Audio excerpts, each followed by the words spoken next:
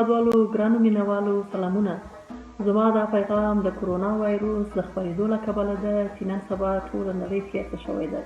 نو زه هیله کوم چې تاسو هم د خپلې کورنۍ او چاپېریال روغتیا او سلامتیا ته جدي پاملرنه وکړئ او جدي په نظر کې ونیسئ چې خدای ناخواسته په دې ویروس باندې اخته نه شئ.